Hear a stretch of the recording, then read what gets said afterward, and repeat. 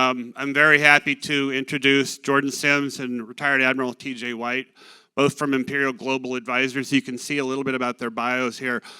I want to just go into a little bit more of the detail about who these guys are and what they've been doing for CMMI. There's a lot of really, really great stuff that's going on behind the scenes that both of them have helped us. Was it about a year ago that you guys were at RSA and we got mentioned? TJ was up on stage, was talking to his former bosses, and now these are people, you can see his resume up here, the bio.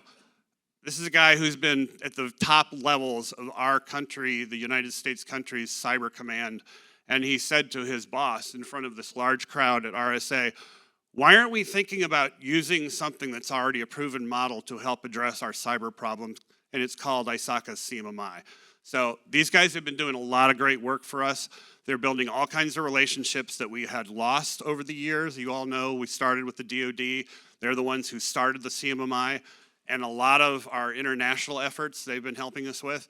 So Jordan, TJ, thank you for being here today. Thank you. All right, so one of the things that we're going to start off with is, as we go through this, and I'm going to have to run back to the table and grab my iPad here.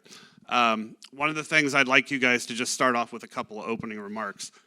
There was a paper and an article by the former Chief of Information Security in the DoD who said basically, cybersecurity is a software quality problem.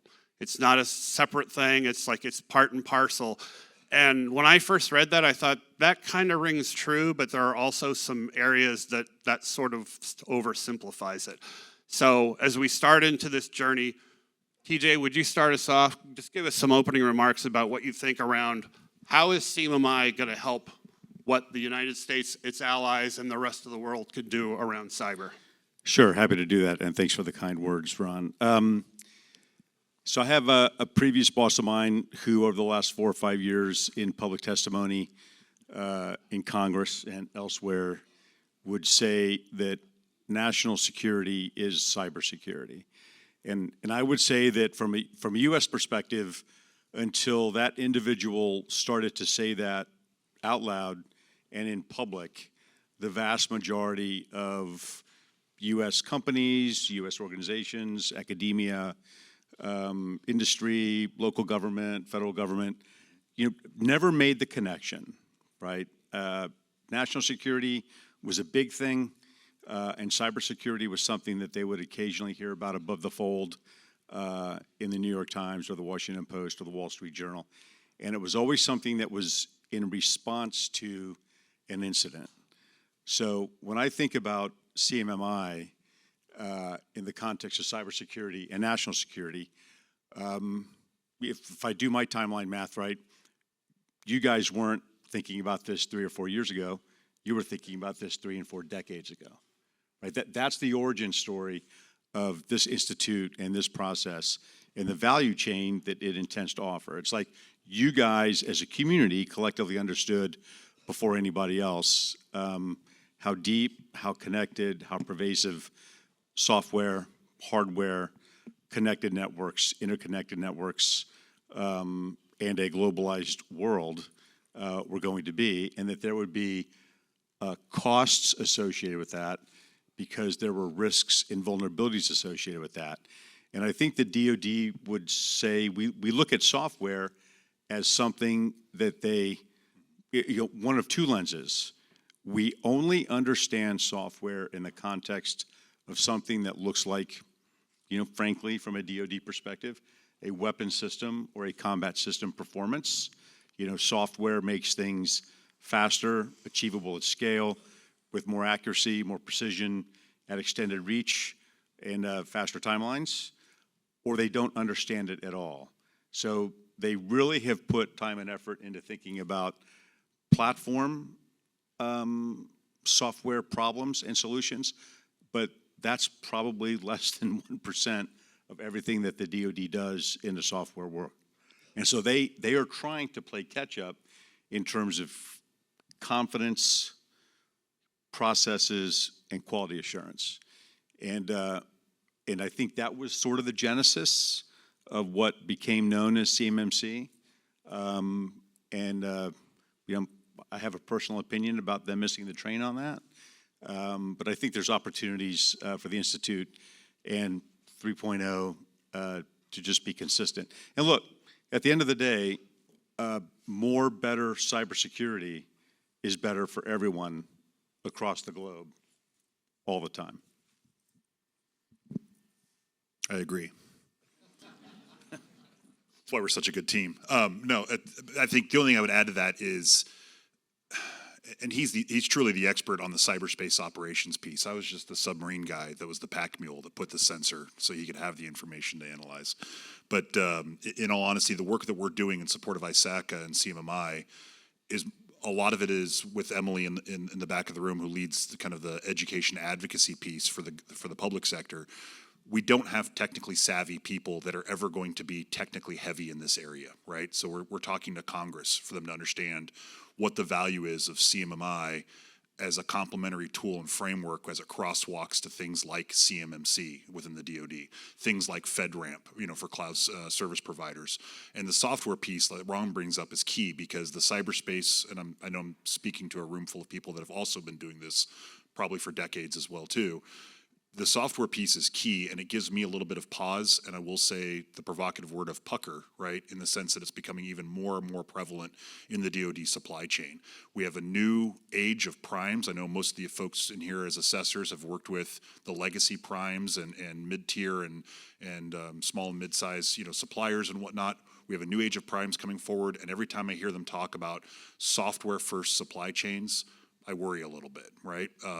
The whole point of this, aside from the cyber maturity piece, is the AI aspect that you see with 3.1, and we're trying to educate policymakers and stakeholders for them to understand the value and difference between a lock on the door, CMMC, point-in-time compliance, right, versus the smarter, evolving, and improving neighborhood watch that is CMMI, that helps it adapt with repeatable processes that adapt to these different behaviors and shifts and changes in software supply chain, because cyberspace is no longer just exfiltration of data that we're used to, right?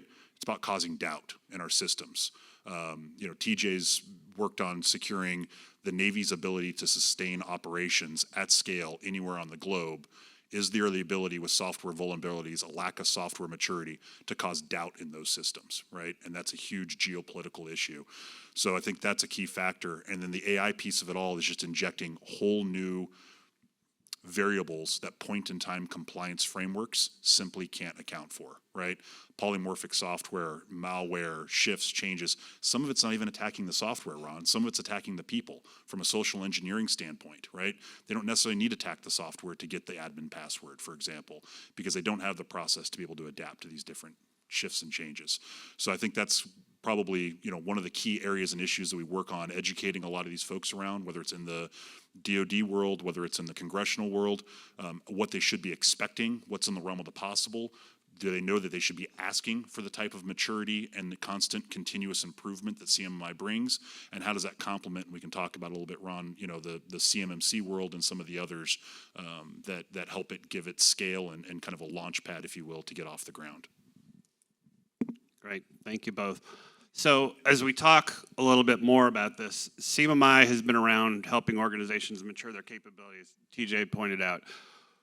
Where do you guys see the biggest constructive overlaps or potential integration points between CMMI and CMMC and the overall cyber framework that's going around? We know there's at least, 5 cybersecurity programs going around in the government right now, and none of them talk to each other. Where do you guys see the potential overlaps? Where do we put the lever to open these apertures so that we can get our foot in the door? So number one, you have past performance. And I think the ability for ISACA and the Institute to persistently but gently always keep the successes that you've had. And that success is built on some hard spots, right? And overcoming some friction and some barriers, and being prepared to talk about that at scale and at depth and with some degree of transparency. I think that's number one. I think the second thing is don't look at CMMC as necessarily a bad thing. I heard a term almost 15 years ago when I was at Industrial College of the Armed Forces, where we had industry partners, civilians embedded in our classroom, and they took competiment, right, where you are simultaneously a competitor in some cases, but also a teammate in other cases. So I think this is an opportunity where ISAC and the Institute can approach, in this instance, DoD and CMMC, with that word in mind. If CMMC gets well started and well functioning, I'm of the opinion that that can only happen if there is a structured and deliberate relationship with the Institute. Because that's basically a zero game right now, and everything they do isn't zero sum. Anything they do right now probably actually is a drag on the organization. The only way for them to gain momentum and accelerate progress is likely in partnership, in my judgment, only in partnership with ISACA and CMMI 3.0, particularly if you talk about introducing some AI capability and other features. I think the third thing then would be, just to sort of recognize that the more successful the DoD is, then that is an opportunity for the rest of, in a narrower U.S. sense, for the rest of the federal government to also get better. And one of those measures is going to be kind of what has been mentioned here, sort of this continuous improvement, which is also, I think, one of the biggest features of ISACA and CMMI. You guys have a record 1.0, 2.0, 3.0, and I suspect that that pace of improvement will be more transparent and probably more structured going forward. And while there is always some resistance in the rest of the U.S. government, they do, as Jordan mentioned, look to DoD to see where DoD has success and where the successes that DoD has can be adopted at scale for every CIO, CISO, for every agency, every department across the federal government. And from the U.S., frankly, it's a large chunk of annual spend, and the defense industrial base is probably one of the largest, most integrated defense consortiums, providing services and goods to the DoD. So if that can all be made measurably, demonstrably, transparently, to have better performance across the cybersecurity stack, then that's where I think you can apply that lever. Okay, so advocacy on the Hill, in and with Congress. Honestly, and Jordan knows this better than I, cybersecurity over the last 10 years is likely the only issue that readily comes to mind that has broad support. Both houses of Congress, both sides of the aisle, and the executive branch and the legislative branch. And I would also say, honestly, in Article 3 and the courts, the opportunity, honestly, for ISACA is to help maybe offer sort of an educational role to the judiciary for understanding and explaining just what cybersecurity is and isn't. So I think that that's opportunity. Only thing I would add is I think there are some distinct integration points, and one of the key messages we talked to Congress about and some of the others is the one thing government, and I'm sure many of you have been around this long enough, is good at, is what I call the wax buildup of regulations, right? I mean, just it keeps piling on, and it's a checklist, right? And the checklist mindset. Getting them to understand that, things like CMMC are essential for at least putting the right process forward for securing the defense industrial base, controlling controlled unclassified information, basically all in all supply chain security, right, is what that's after. The CMMI piece is something that adds business value to these organizations. It's not just another government process to do for the purposes of getting a contract, right? It's how do I bake this into my culture of my organization so that I'm deriving value in the value chain, like TJ talked about, across the board, whether it's quality assurance, reducing costly rework, whatever the situation is. And oh, by the way, it just so happens that it also gets me ready for CMMC, right? That's just an added bonus. The other piece on the integration point of it is the fact that the two of these frameworks really do actually complement each other very well. Yes, CMMC does a good job, for example, of making sure that you are required to have an incident response plan, across these 200 to 300,000 defense industrial base organizations globally that are feeding into that supply chain. Great, wonderful. The problem is, as we all know, as AI continues to involve nation-state adversaries, things of that nature that are bad actors in that space, it's behaviorally driven in terms of how they're attacking these systems. It's not the old legacy rules and checklists that we've always been accustomed to for the last several decades. So as a result, CMMI ultimately provides that incident response plan with the fact that, is it a repeatable process that is continuing to learn and to adapt to those threats as they change over time, right? So it almost kind of nicely finishes the sentence. CMMC says you have to have an incident response plan. CMMI is, here's the repeatable, scalable process that's in place, and here's how it continuously improves and adapts to the threats, right? Provocative idea going forward. You know, what happens when an organization is CMMI mature and competent and has it, you know, spread across their divisions and organizations, and they start pairing it with available threat information and threat intelligence coming in, right? All of a sudden, that is a much smarter, repeatable process for what's available out there versus some of these static point-in-time compliance security mindsets. Great, thank you. So we talk about the broader mission of the DoD and what they're trying to do around mission priorities, things like resilience, readiness, joint all-domain operations. How are they connecting process maturity with the outcomes? And this has been one of the things you both kind of touched on it with CMMC being a point in time versus this continuous improvement model. How do we go about getting, I'll say, the attention needed on better process maturity with the outcomes that go along with it? So it's not just checking the box anymore. It's there's a real clear benefits and there's a real clear better security.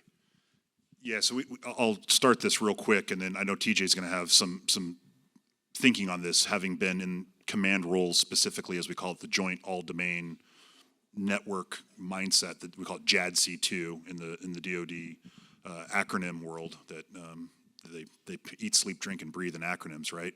But I think one of the things that's key from CMMI on that continuous improvement process, and especially like with 3.1 and AI coming into this, there's so much assurance that goes into something like JADC2 from a learning standpoint in terms of how that network improves over time and what data goes into it. As we all know, AI is, you know, LLM, large language model, data-driven. How do we train that? What is the process for training that model? CMMI can do a good job in that quality assurance piece of it all.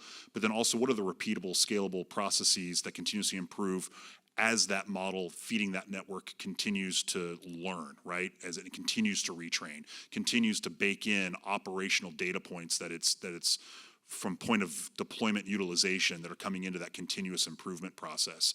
And I think that's something that we just don't have a framework for outside of CMMI within the DoD environment. And I think it's something that could potentially be accounted for through contractual clauses and things of that nature. That's what we're working on with Emily in Congress in terms of getting them to acknowledge some of those.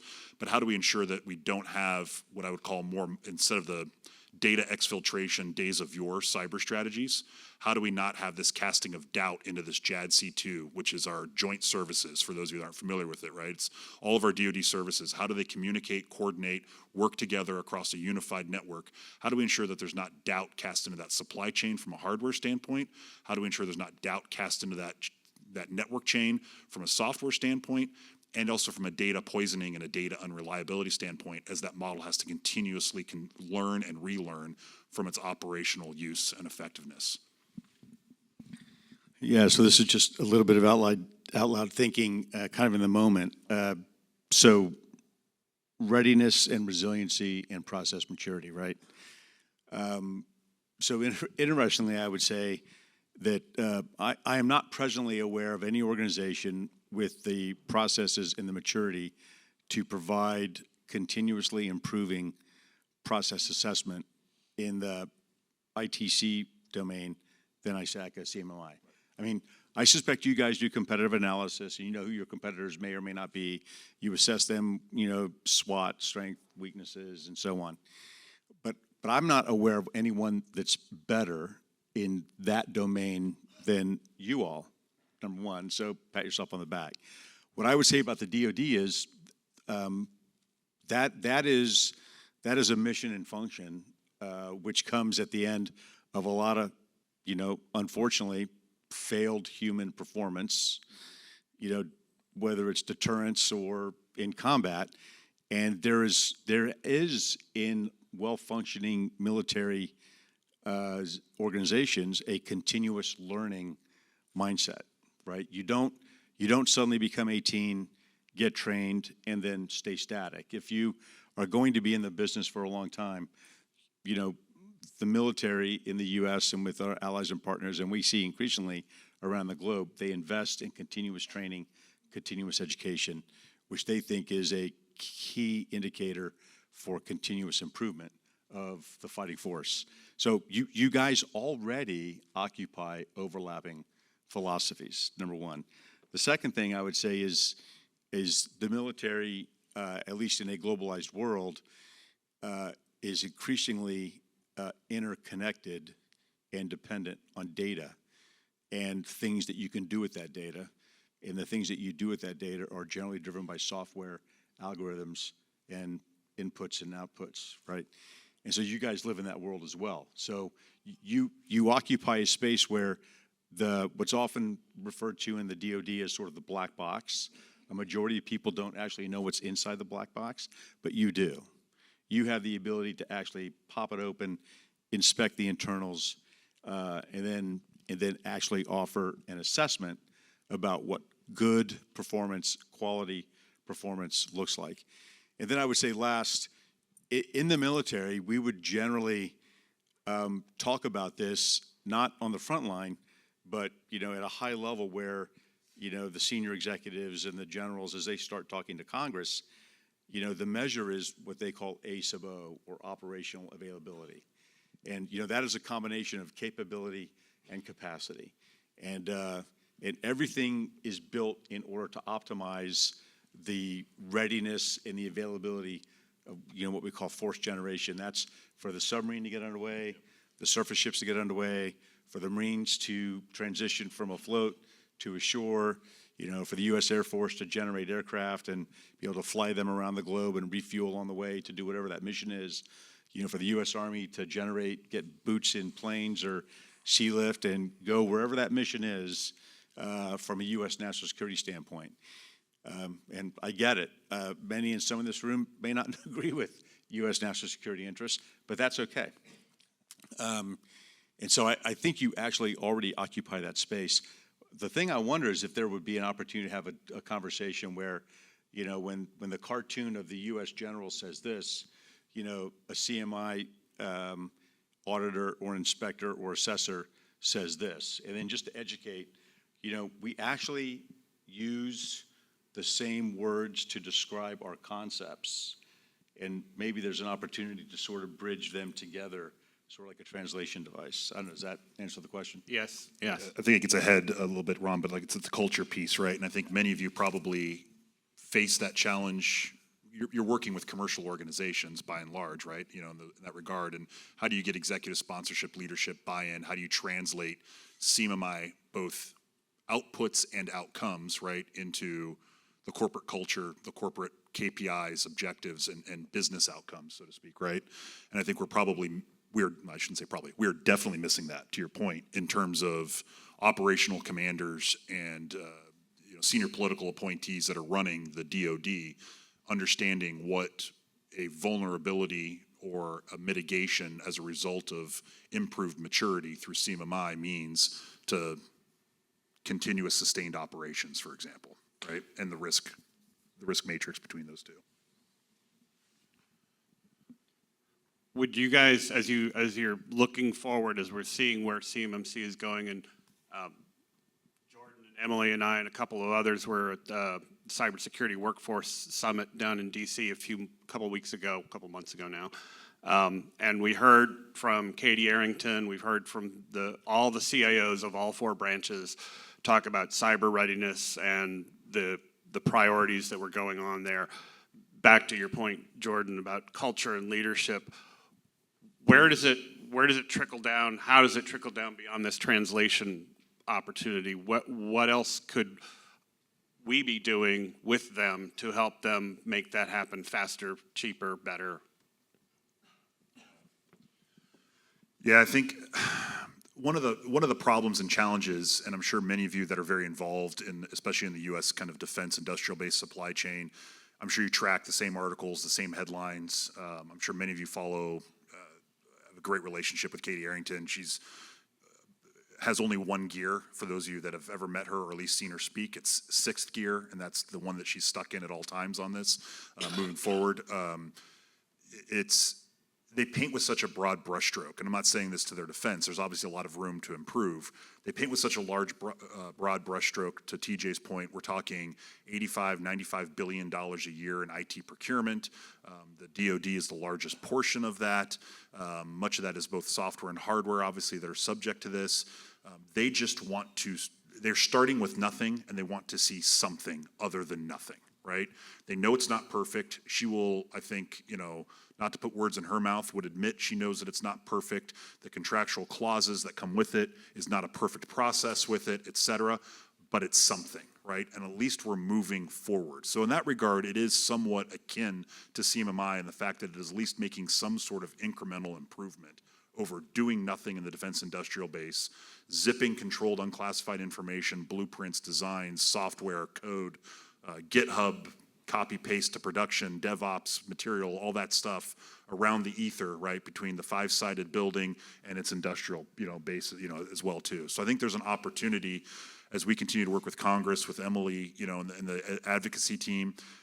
They need to have some oversight, I think, from my perspective, and some nudges and directions from Congress in terms of how to better collaborate and crosswalk this with existing widely used frameworks that complement a lot of these efforts. I mean, I think the big thing from a culture standpoint is that, and I don't think a lot of the stakeholders realize this, Ron, from a culture standpoint, is that CMMC is very brittle without CMMI, right? It is literally a very brittle framework in the sense that, yes, it has specific things that the department expects of its industrial base, right? But at the same time, CMMI is only so effective on continuous improvement if there's not those specific targets and objectives set by CMMC to achieve, right, and to adapt to. So the two of them are almost a bit of a symbiotic, a little bit of a bird and a hippo relationship, right, in terms of how they actually complement each other. And I think that's where the opportunity on the culture side is to get everybody kind of recognizing that aspect. Lastly, CMMC starting from zero, right? It has a 200,000 to 300,000 kind of roughly estimated pool of organizations phased in over the next 2 to 3 years that have to come off the launch pad. They're going to need assessors. They're going to need people that know how to do this work. As the only place that is, again, to TJ's point, that's having that level of assessments at scale, 91% effective rate, small business relevant, where they can be able to get started on some of these things as well too, which is a key inhibitor to CMMC, is the cost and overhead for small business. That's only the place they can do that is CMMI. There's going to have to be some acknowledgement of that, especially in the lower levels of maturity, that they need help getting ready for both self-attestation and initial assessments as well too. Yeah, just to riff a little bit, I think, Jordan alluded, CMMC is at version 0.0. I think as a matter of a press release, I think they might have declared that as 2.0 in the last, so that's sort of a dysfunction between U.S. government planning and messaging, right? It's really 0.0, and they're calling it 2.0. You guys are on 3.0, which you've built over the last 3+ decades. But if that was to be measured by U.S. government standards, you would be like on 1,000.6. Okay, so my point is, by the time they are a year in or 2 years in, you will likely be substantively at scale, either close to issuing 4.0 or probably almost there, right? And so the opportunity for CMMC, we would use the expression lead turn, right? So CMMI and the Institute are always going to be in a position, in my view, because you have the depth, you have the historical proven performance, but equally you have the culture and the vision. And sustaining culture and having a vision is always a challenge. And your leadership team is all about that because you are all about that. And so I think this idea of lead turning the DoD in adapt, adopt, and then improve, I think that's thought number one. There may be an opportunity to more deliberately build a relationship with DoD's Defense Acquisition University, DAU. One of the things that I would observe about that is we all should have an opinion about the U.S. federal acquisition and the DoD 5000. It's probably not a very favorable impression, but the Defense Acquisition University actually educates, trains, and certifies to a very high degree professional, acquisition professionals in the DoD. They actually know what they are doing, and they do it well. Unfortunately, what they do well is, serve kind of a crappy system. You shouldn't blame the people. So I think ISACA can actually kind of lead turn DAU in adoption of education and training principles and ideas for cybersecurity that ought to be, why don't you guys recommend what ought to be in a contract when it comes to cybersecurity? Your knowledge of that is as good as anybody's. The secret sauce that you have is the ability to understand and assess how it ought to be measured and assessed and improved, but you probably, because you also understand how it fails, how it breaks, and how it is, poorly implemented, right? So that's actually some incredible wisdom. And then I'd say that the third thing is sort of scale, right? So Jordan sometimes gives me grief about being a battleship sailor, and he's a submariner, so he would say that, he would look at me as a target. And, that's not an incorrect or an improper characterization. But when it comes to sort of Department of Defense resources, we measure Navy ships in 300, 50 of which or so, or some kind of a submarine. We measure aircraft in the Department of Defense on the order of, around 10,000. A portion of them are bombers, a portion of them are refuelers, and a portion of them are fighter aircraft. We measure tanks in the order of, thousands. These are, on balance, small numbers. They're easily identifiable, and they're understandable. The defense industrial base, Jordan said, I don't know, somewhere between 200 and 300,000. That is a lot of variation. It's probably actually bigger than that when you think about all the relationships that all the smalls have with the mediums, with the bigs. And so you guys do, you see, it's tough to say, infinite scale, but you deal with large numbers. You deal with large terrain of consequence daily. And I think that in this space, when it comes to cybersecurity or operational availability of cyberspace resources, you have a view of that the DoD probably hasn't fully refined or thought about. So let's pull that thread a little bit more. So the expectations to get the CMMC and similar programs rolled out and so forth on those tier 2, tier 3 suppliers, the continuous improvement piece, the sustainment, the habit, the persistence of the performance outcomes. What policy programmatic changes would you, and giving away the farm a little bit here, but these guys have already been helping do this with a lot of the key decision makers. So if you could just open up and talk a little bit about, what are some of the key policy recommendations, programmatic changes recommending to help drive this relative to those national defense priorities? Very, very quickly and succinctly, one of the things that we've been working on and what we've been recommending, again, is from a policy standpoint, is how do we acknowledge organizations that use CMMI, going back to TJ's point on past performance, past delivery, demonstrated maturity, right? And I think it's an opportunity for you as you work with those organizations as to why should I be using CMMI as an executive leader? Why should I be championing this change or shift or continuous improvement culture within my organization? And it's the ability and opportunity, I think, for them to distinguish themselves as they work on a lot of these competitive solicitations within the defense industrial base environment, right? It's the fact that, yeah, we're CMMC level 3 compliant already, we're ahead of the schedule, et cetera, but oh, by the way, we achieved that and it's done. It's like tenting your house. All the bugs are gone, right? And the moment you remove that tent, right, whether it's a day after, a week after, a month after, those bugs could be back. But we have CMMI that's been running in the background of this for the last 6 years, for example, and this is our demonstrated learning organization, continuous improvement culture, et cetera, et cetera. I think that the opportunity here from a policy standpoint is how do we incentivize those that demonstrate that capability maturity aspect across not just cyber, but the whole quality assurance, the broader AI aspects as they get baked in, how do we demonstrate that as part of our core fiber and DNA within the organization? And oh, by the way, going back to the wax buildup, we satisfy that government checklist. So we're looking at ways, especially now through some of the White House executive orders that have recently come out, directing redrafting and whole overhauls of the federal acquisition regulations in the FAR, which is currently in progress. There's a huge FAR rewrite. I'm sure some of you have probably been tracking that. We've been engaging with some of those folks. OMB, the Office of Management and Budget at the White House, in working with Ron, has a fresh copy of the CMMI Acquisition Handbook. They're looking at that as a bit of an input in terms of what should we be expecting from these proven frameworks that can help our kind of broader software and technology and supply chains, et cetera.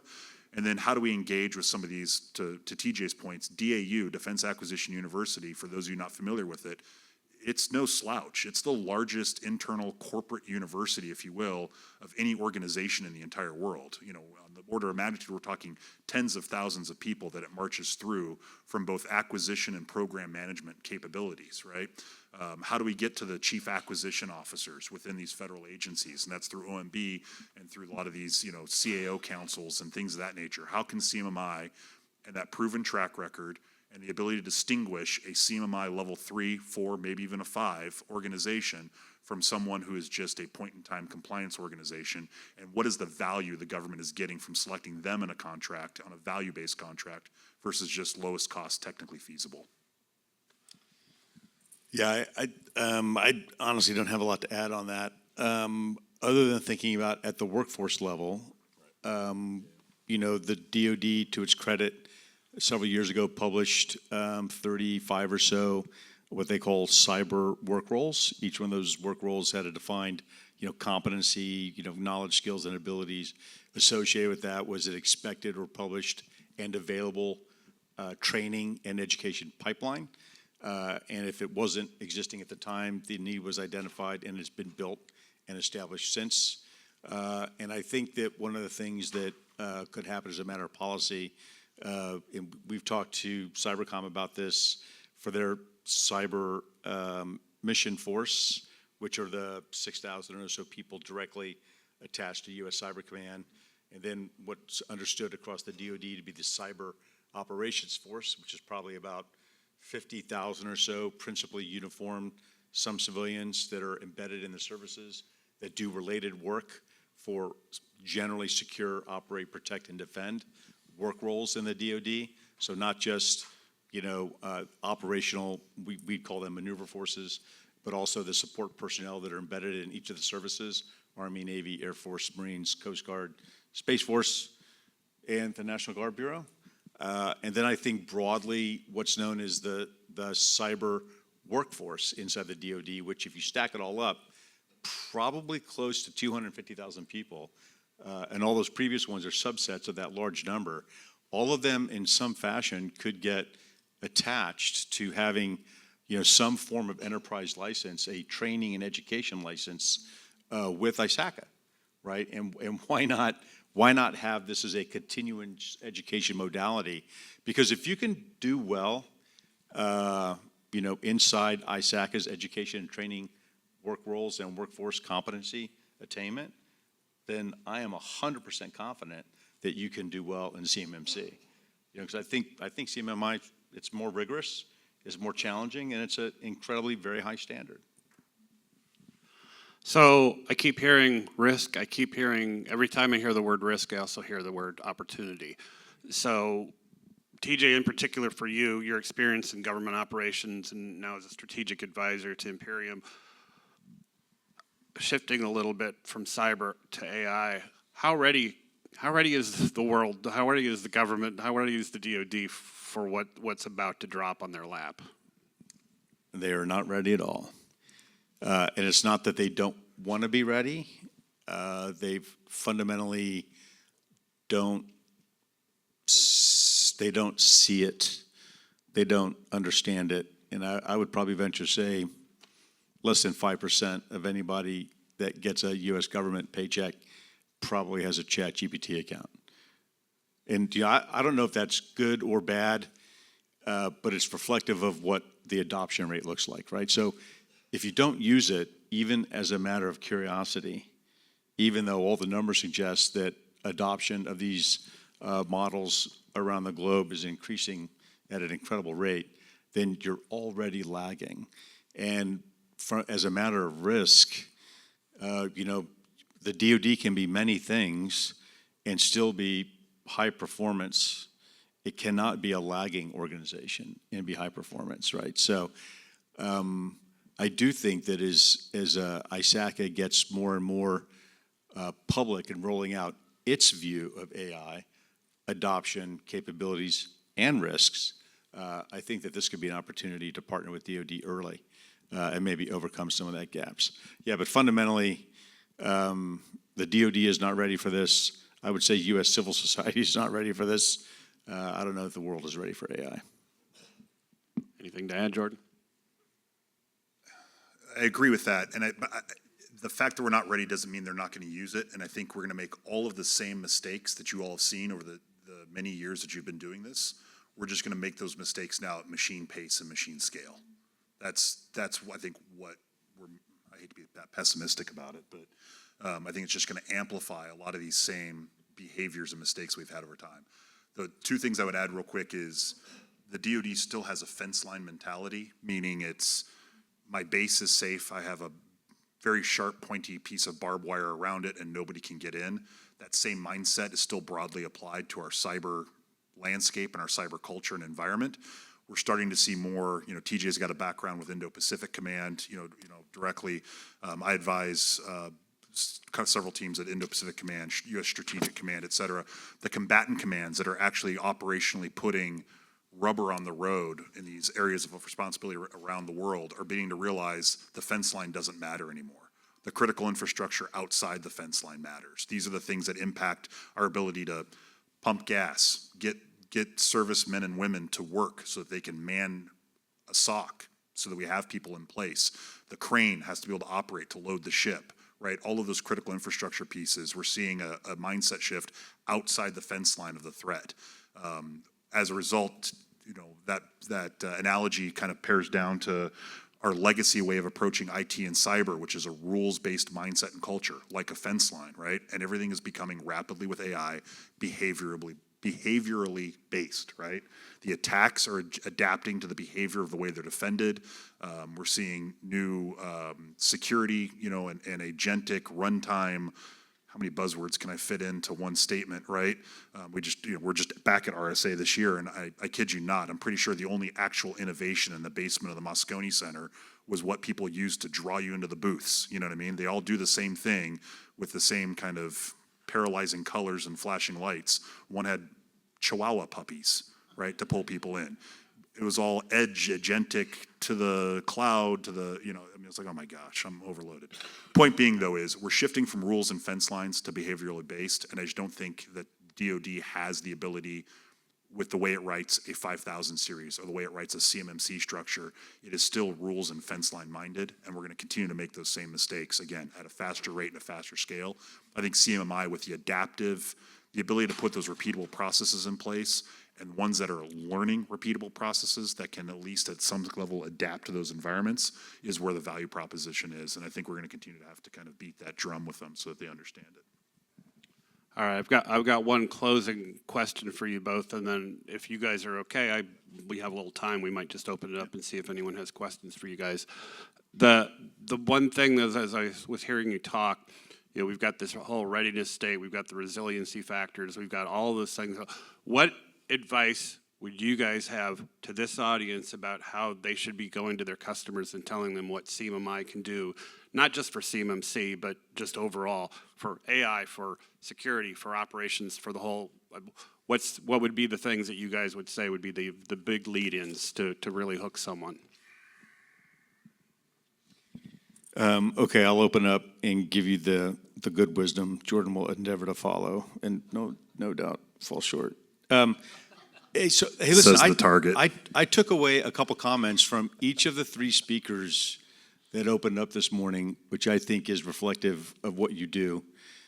I think it's reflective of why you do it, and I think that this is a really good sales pitch about the value that you offer, right? One, build, if you don't have it, establish and reinforce the trust in technology. Okay, I mean, I find that to be compelling in so many ways. And from a national security is cybersecurity standpoint, if you don't have trust in technology, then you don't have security of any kind. And this is, I mean, whatever you think about globalization, whatever you think about the modernity and human circumstance, or whatever your philosophical orientation is about life and faith and humanity and where it finds itself on this, blue marble, it is what it is today, and technology makes it so many ways qualitatively better, but only if you have trust in it and it performs with confidence at scale, right? And it seems to me that you guys touch or attach or adjacent to that or intersect that 100% of the time. I think the other thing is it's also a little bit about not just the mission that you've chosen for yourself, but it's also the ethos that I think I've heard you talk about early today, and that's integrity in your organization, the culture, and its leadership, right? And in you, the people who make up the human dimension of the Institute and ISACA at scale. So those two things, I think, open and close with that in terms of what your value proposition is to any customer that you have.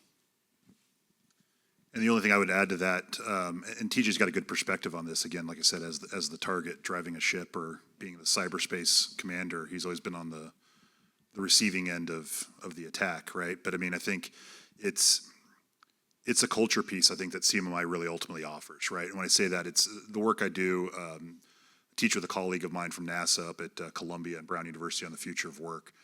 The whole point is learning organizations. It's a buzzword in itself, but you'd be surprised how few and rare it is for teams and organizations to actually have a learning culture in them. I think it goes back, Ernst & Young, 2013. It's a bit of a dated study, but it was kind of the initial tipping point that the problems we're looking to solve within organizations today are so complicated, no single person can solve them. It requires a team, right? It requires a learning organization mindset and a culture. And CMMI instills that, I think, within the organizations itself that it supports. When it comes to the AI piece of it and kind of the frontier ahead and the unknown, so to speak, it's the ability to adapt and learn to what those situations are. I think ISACA has good fundamental core roots, which is why it's so important, I think, for this group, just having the affiliation of CMMI with ISACA, in the sense that you guys come from an audit mindset and culture, right? We've grown up, and ISACA's come up from just auditing IT systems. We have so many conversations when we put regulations into law around AI systems shall do this. They shall not do that. They should have the following guardrails. They should have the following, whatever the situation may be. How do we know they're doing that based on the design basis? Where's the skill set that's assessing what the processes are around them, the data that's going into them, the ability to audit those systems and ensure that they're doing what they're intended to do? And then working with Emily, in the Hill and Shannon, specifically on DoD 8140, right? For example, it's not all about CMMC necessarily, but the fact that they recognize ISACA certifications and skill sets from the workforce standpoint as the ability to be these lead and senior assessors for these sensitive systems as well too. So one is, I think it's a culture of distinguishing, right? In the sense that we have a continuous improvement. It documents that and shows that it's instilled in there. It's a learning organization that it's constantly getting better, and it's always going to adapt. And again, I come back to that same analogy, where the government checklist are typically brittle in themselves, but CMMI still needs those so that there is a guardrail to know what it is improving against, right? I could have an incident breach from CMMC. I may not be able to respond to it, versus CMMI may recognize a vulnerability and fix it before it even becomes a breach, right? And so some of those different mindsets and cultures, I think, are something that we're trying to help folks understand. And I think there's distinct value in that your assessment organizations can really use to market, brand, and distinguish themselves. Again, going back to TJ's point on being trustworthy and transparent on how they do business.